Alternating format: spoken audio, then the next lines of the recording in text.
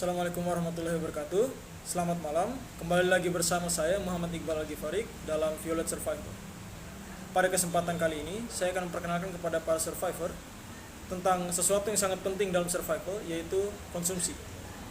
Dalam pertemuan sebelumnya, kita tahu bahwa manusia tidak dapat bertahan hidup lebih dari 3 hari tanpa air dan 3 minggu tanpa makanan. Sehingga pengetahuan ini penting untuk para survivor pelajari. Dalam keadaan terdesak di hutan, tentu kita semua perlu makan. Tapi dalam keadaan seperti itu, kita harus tetap mengontrol diri untuk tidak mengonsumsi sumber daya alam yang merugikan tubuh kita. Di dalam hutan ada beberapa jenis tumbuhan yang bisa kita konsumsi. Ada yang bisa dikonsumsi langsung, dan ada juga yang tidak langsung, atau harus diproses terlebih dahulu. Juga, tidak semua bagian dari tumbuhan tersebut dapat dikonsumsi. Langsung saja saya jelaskan.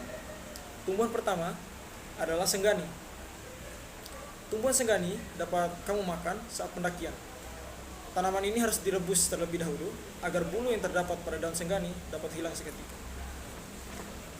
Berikutnya adalah daun pohon-pohon. Daun pohon-pohon memiliki rasa yang unik. Masyarakat suku Sunda sering menjadikan daun ini sebagai bahan lalapan. Selain itu, daun ini memiliki manfaat untuk meredakan nyeri otot. Untuk mengonsumsinya, survivor dapat langsung memetik dan memakan daun pohon-pohon. Selanjutnya adalah bunga honje. Bunga honje atau disebut pula bunga kecombrang adalah salah satu tanaman yang bisa dikonsumsi karena termasuk dalam kategori rempah. Bunga honje yang matang memiliki manfaat untuk menambah cairan tubuh. Sehingga bunga honje seringkali menjadi opsi untuk para pendaki atau para survivor yang merasakan dehidrasi dalam perjalanan. Bunga honje yang matang memiliki rasa yang asam dan manis. Sementara untuk yang belum matang juga memiliki rasa yang asam dan manis, tapi perbedaannya adalah tekstur yang belum matang itu agak berair. Berikutnya adalah buah murbei. Murbei sekilas memiliki kemiripan dengan stroberi.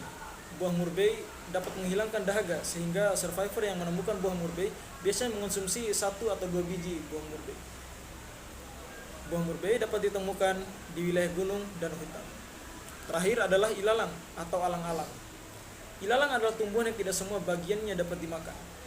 Satu-satunya yang dapat dikonsumsi dari ilalang adalah bagian terbawah dekat akar.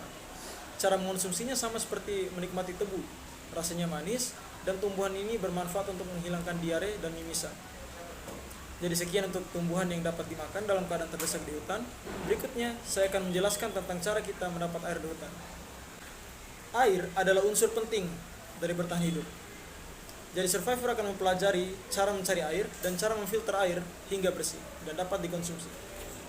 Ada beberapa jenis air di hutan atau sumber air, yakni melalui mata air, sungai, danau, hujan, dan lainnya.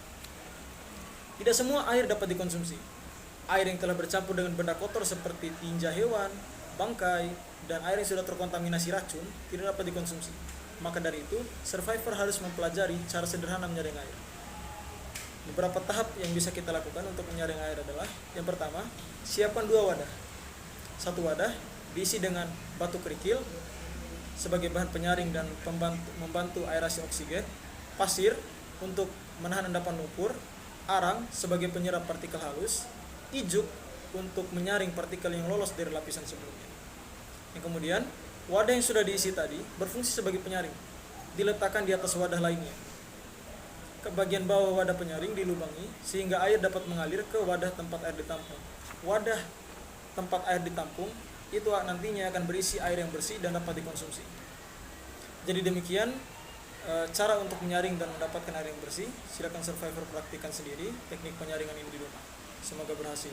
Sekian dari saya. Assalamualaikum warahmatullahi wabarakatuh.